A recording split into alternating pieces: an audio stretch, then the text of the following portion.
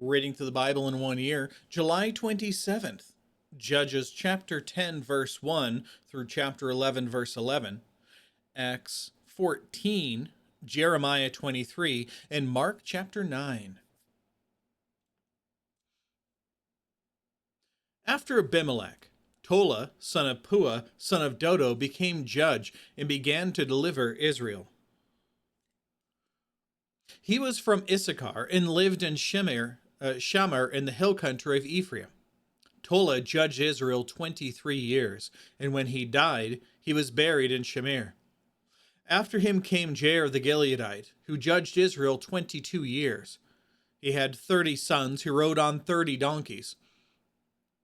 They had 30 towns in Gilead, which are still called Jair's villages today. When Jair died, he was buried in Kaman. Then the Israelites did what was evil in the sight of the Lord. This is the repeated theme of this book. They worshipped the Baals and the Ashtoreths, the gods of Aram, Sidon, and Moab, and the gods of the Ammonites and the Philistines. They abandoned Yahweh and did not worship him. So the Lord's anger burned against Israel, and he sold them to the Philistines and to the Ammonites. Let you see the notes for what we're seeing here.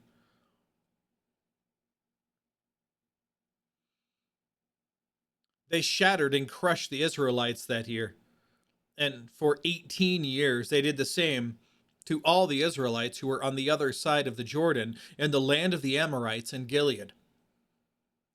The Ammonites who crossed the Jordan to fight against Judah, Benjamin, and the house of Ephraim. Israel was greatly oppressed. So they cried out to the Lord, saying, "We have sinned against you. We have abandoned our God and worshipped the Baals." So the Lord said to the Israelites, "When the Egyptians, Amorites, Ammonites, Philistines, Sidonians, Amalekites, and Maonites oppressed you, and you cried out to me, did I not deliver you from them? But you have abandoned me and worshipped other gods. Therefore, I will not deliver you again. Go and cry out to the gods you have chosen. Let them deliver you where or whenever you are oppressed." But the Israelites said, we have sinned. Deal with us as you see fit. Only rescue us today." So they got rid of the foreign gods among them and worshipped the Lord, and he became weary of Israel's misery. The Ammonites were called together, and they camped in Gilead. So the Israelites assembled and encamped at Mizpah. The rulers of Gilead said to one another, which man will begin the fight against the Ammonites, and he will be the leader of all the inhabitants of Gilead. Jephthah, the Gileadite, was a valiant warrior, but he was the son of a prostitute, and Gilead was his father. Gilead's wife bore him sons, and when they grew up, they drove Jephthah out and said to him, "You will have no inheritance in our father's family, because you are the son of another woman." So Jephthah fled from his brothers and lived in the land of Tob. Then some worthless men joined Jephthah and went on raids with him. Sometime later, the Ammonites fought against Israel. When the Ammonites made war with Israel, the elders of Gilead went to get Jephthah from the land of Tob. And they said to him, "Come, be our commander, and let's fight the Ammonites." Jephthah replied to the elders of Gilead, "Didn't you hate me and drive me out of my father's family?" I gotta make sure we don't lose any notes here. Didn't you hate me and drive me out of my father's family? Why then have you come to me now when you're in trouble? They answered Jephthah, "That's true, but now we turn to you. Come with us, fight the Ammonites, and you will become a leader of all the inhabitants of Gilead." So Jephthah said to them, "If you are bringing me back to fight the Ammonites, and the Lord gives them to me, I will be your leader." The elders of Gilead said to Jephthah, "The Lord is our witness if we don't do as you say." So Jephthah went with the elders of Gilead. The people made him their leader and commander, and Jephthah repeated all his terms in the presence of the Lord at Mizpah. Let's go on to Acts 14 now.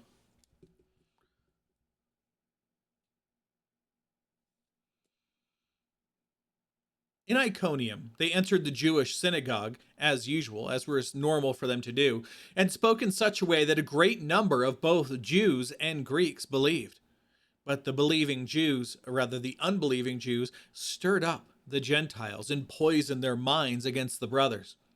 So they stayed there a long time because this was happening and spoke boldly for the Lord, who testified to the message of his grace by enabling them to do signs and wonders. Again, this is why signs and wonders existed. These are these sign gifts that we saw, um, healing, speaking in tongues, all of those things. We don't see them today because we don't need those kind of sign gifts. People see the work of God, and we have the Bible, and we can preach to them. But at that time, because Christianity was just starting out, that's why the sign gifts existed, to get people to pay attention to what was going on. Verse 4, but the people of the city were divided, some siding with the Jews and others with the apostles. When an attempt was made by both Jews and Gentiles with the rulers to mistreat and stone them, literally to kill them, they found out about it and fled to the Lycaonian towns of Lystra and Derbe, and to the surrounding countryside. There they continued preaching the gospel. In Lystra, a man was sitting who was without strength in his feet. He had never walked and had been lame from birth. He listened as Paul spoke, and after looking at him directly and seeing that he had faith to be healed, Paul said in a loud voice, "Stand up on your feet." And he jumped up and began to walk around. When the crowd saw what Paul had done, they shouted, saying in the Lycaonian language, "The gods have come to us in human form." Barnabas they called Zeus, and Paul Hermes, because he was the chief speaker. The priests of Zeus, whose temple was just outside the town, brought bulls and wreaths to the gates, because he intended, with the crowds, to offer sacrifice. The apostles, Barnabas and Paul, tore their robes when they heard this and rushed into the crowd, shouting, "People, why are you doing these things? We are people also, just like you. And we are proclaiming good news to you, that you turn from these worthless things, these worthless idols, to the living God who made the heaven, the earth, the sea, and everything in them. In past generations, he allowed all the nations to go their own way, although they did not leave themselves, or rather, although he did not leave himself without a witness, since he did what is good by giving you rain from heaven and fruitful seasons, and filling you with food and your hearts with joy. Even though they said these things, they barely stopped the crowds from sacrificing to them. Now some Jews came from Antioch and Iconium, and when they won the crowds over, they stoned Paul to death and dragged him out of the city, thinking he was dead. After the disciples gathered around him, he got up and went into the town. The next day he left with Barnabas for Derbe. After they had preached the gospel in that town and made many disciples, they returned to Lystra, to Iconium, and to Antioch, strengthening the disciples by encouraging them to continue in their faith and by telling them it is necessary to go through many hardships to enter the kingdom of God. When they had appointed elders for them in every church and prayed with fasting, they committed them to the Lord, in whom they had believed. They passed through Pisidia and came to Pamphylia after they had spoken the word in Perga, and they went down to Attalia. From there they sailed back to Antioch, where they had been commended to the grace of God for the work they had now completed. After they arrived and gathered the church together, they reported everything that God had done with them, and that he had opened the door of faith to the Gentiles, and they spent a considerable time with the disciples. Let's go on to Jeremiah 23. Woe to the shepherds who destroy and scatter the sheep of my pasture. This is the Lord's declaration. Therefore, this is what Yahweh, the God of Israel, says about the shepherds who tend my people. You have scattered my flock, banished them, and have not attended to them. I am about to attend to you because of your evil acts. This is the Lord's declaration. I will gather the remnant of my flock from all the lands where I have banished them, and I will return them to their grazing land. They will become fruitful and numerous. I will raise up shepherds over them who will tend them. They will no longer be afraid nor discouraged, nor will any of them be missing. This is the Lord's declaration.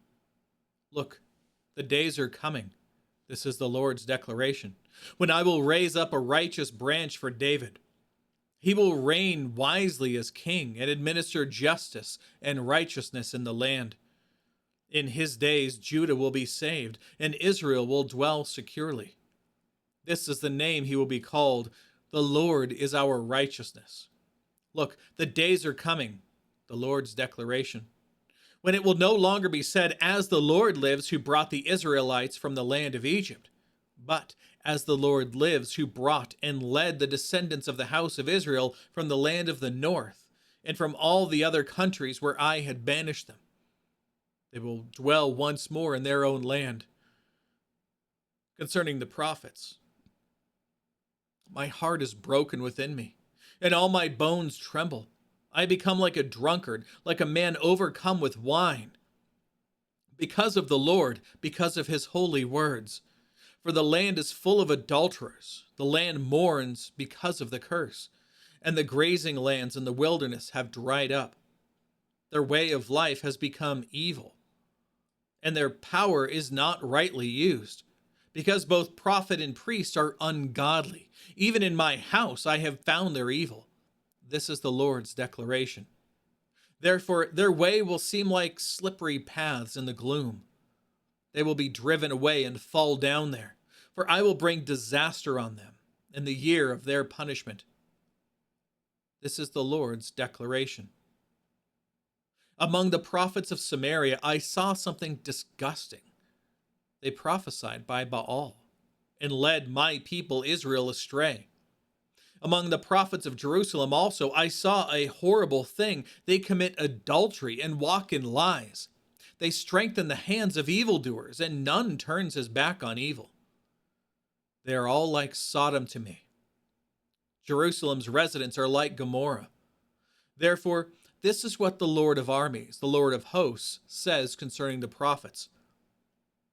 I am about to feed them wormwood, which means bitterness, and give them poisoned water to drink. For from, let's see if I can find it. Oh no, that's different. Okay. For from the prophets of Jerusalem, ungodliness has spread throughout the land. This is what the Lord of armies says. Do not listen to the words of the prophets who prophesy to you. They are deluding you. They speak visions from their own minds, not from the Lord's mouth. They keep on saying to those who despise me, the Lord has spoken. You will have peace. They have said to everyone who follows the stubbornness of his heart, no harm will come to you. For who has stood in the counsel of the Lord to see and hear his word? Who has paid attention to his word and obeyed? Look, a storm from the Lord. Wrath has gone out, a whirling storm. It will whirl about the heads of the wicked. The Lord's anger will not turn away until he has completely fulfilled the purposes of his heart. In time to come, in time to come, you will understand it clearly. I did not send out these prophets, yet they ran. I did not speak to them, yet they prophesied. If they had really stood in my counsel, then they would have enabled my people to hear my words and would have turned them from their evil ways and their evil deeds. Am I a God who is only near? This is the Lord's declaration. And not a God who is far away? Can a person hide in secret places where I can't see him? This is the Lord's declaration. Do I not fill the heavens and the earth?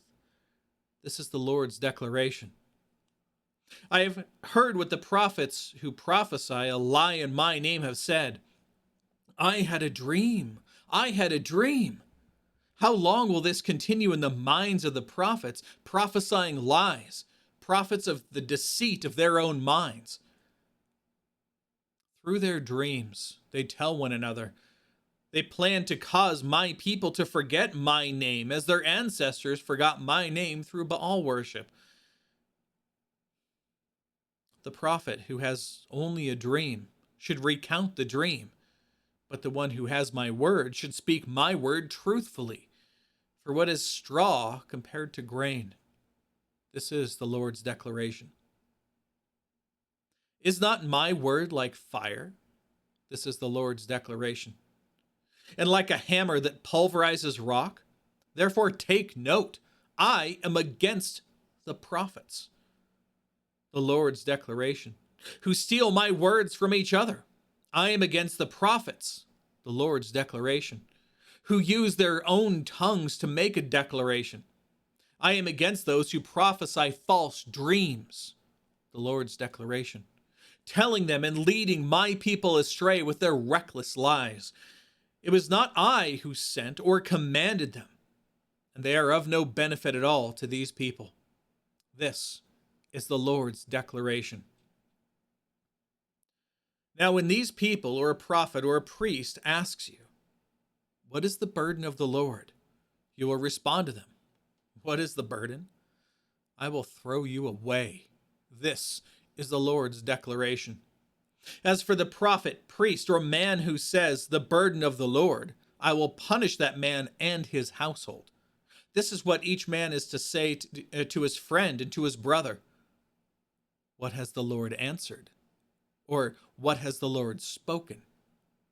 But no longer refer to the burden of the Lord, for each man's word becomes his burden, and you pervert the words of the living God, the Lord of armies, our God. Say to the prophet, what has the Lord answered you? Or what has the Lord spoken? But if you say the burden of the Lord, then this is what the Lord says, because you have said the burden of the Lord. And I specifically told you not to say the burden of the Lord. I will surely forget you. I will throw you away from my presence, both you and the city that I gave you and your ancestors. I will bring on you everlasting disgrace and humiliation that will never be forgotten. Now, Mark chapter 9.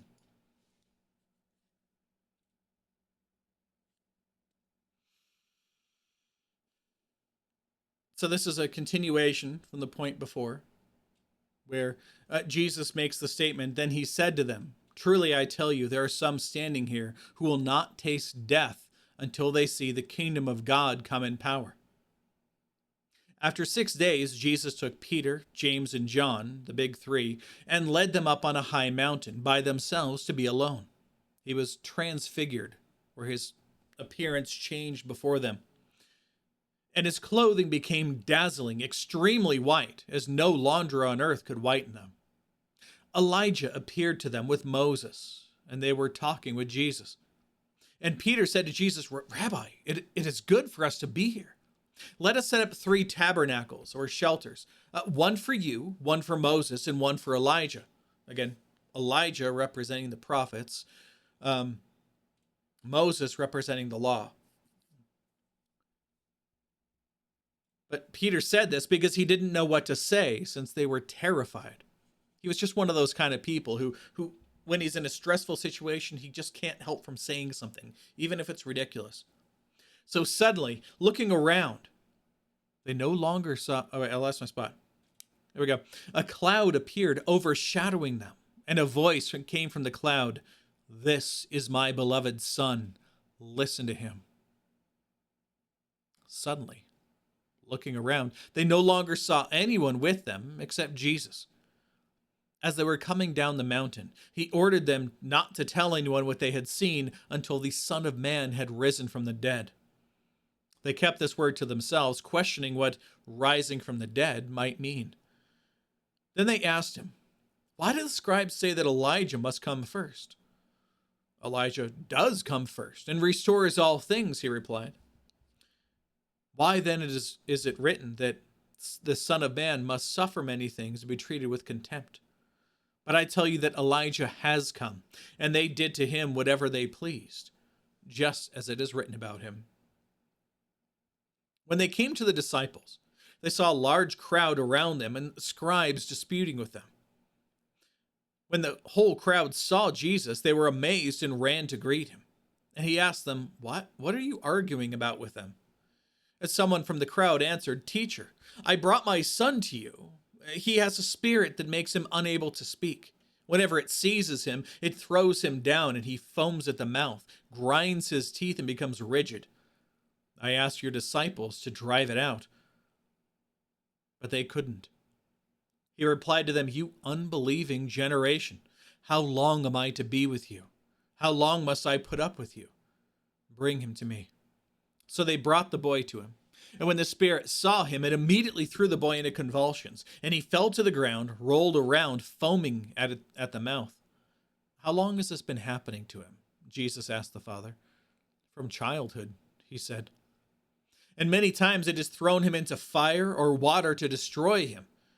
But if you can do anything, have compassion on us and help us. Jesus said to him, If you can. Everything is possible for the one who believes. Immediately the father of the boy cried out, I do believe. Help my unbelief. When Jesus saw that a crowd was quickly gathering, he rebuked the unclean spirit, saying to it, You mute? I lost my spot. There we go. You mute and deaf spirit, I command you, come out of him and never enter him again. Then it came out, shrieking and throwing him into terrible convulsions. And the boy became like a corpse, so that many said, He's dead. But Jesus, taking him by the hand, raised him, and he stood up. After he had gone into the house, his disciples asked him privately, Why couldn't we drive it out? And he told them, This kind can come out by nothing but prayer. Then they left the place and made their way through Galilee. But he did not want anyone to know it, for he was teaching his disciples and telling them, The Son of Man is going to be destroyed. I lost my... Whoa, nope. I'm just having trouble reading today. The Son of Man is going to be betrayed into the hands of men. They will kill him, and after he is killed, he will rise 3 days later. But they did not understand this statement, and they were afraid to ask him. They came to Capernaum. When he was in the house, he asked them, What were you arguing about on the way? But they were silent, because they had been arguing with one another about who was the greatest. Remember, we had talked about this before. The disciples fully expected Jesus to be the conquering ruler of Isaiah 54 and 57, not the suffering servant of Isaiah 53. So what they're expecting to happen is that Jesus is going to take over, basically take over all of the government in Jerusalem, and then the Roman government and all of the worldly government, and foist up the Israelite people to the very pinnacle. So they're curious because they assume that he is the Messiah that was promised in the proto-evangelion and in Genesis chapter 3, that he is the son of David, that messianic title that's meant for this great king who's going to come. And they're right, he is. But they assume that when he comes in his power, he isn't going to come as that suffering servant, but as this conquering ruler. And when he does that, they want to be at his right hand. They're arguing among themselves about who's going to be where in his cabinet, and who's going to be the one who's going to be able to, who's the highest among them. That's why they were silent. And sitting down, he called the 12 and said to them, If anyone wants to be first, he must be last and servant of all. He took a child and had him stand among them. And taking him in his arms, he said to them, Whoever welcomes one little child such as this in my name welcomes me. And whoever welcomes me does not welcome me, but him who sent me. John said to him, Teacher, we saw someone driving out demons in your name, and we tried to stop him because he wasn't following with us.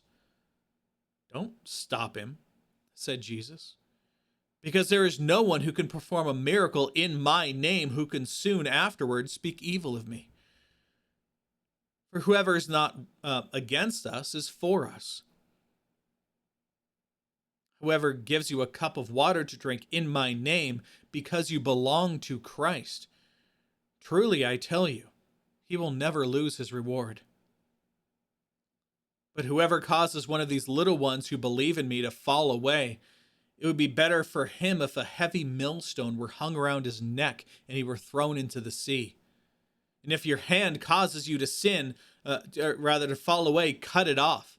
It is better for you to enter life maimed than to have two hands and go to hell, the unquenchable fire. And if your foot causes you to fall away, cut it off.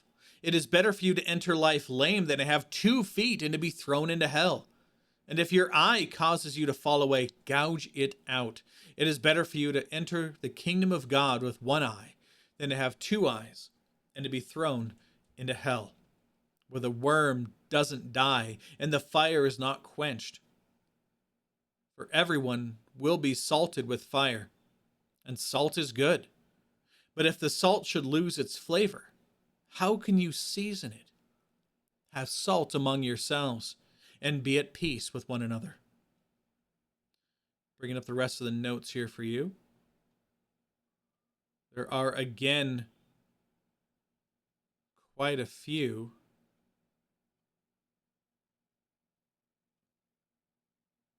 Bringing up the last bit of notes here with a map about Jesus' last journey.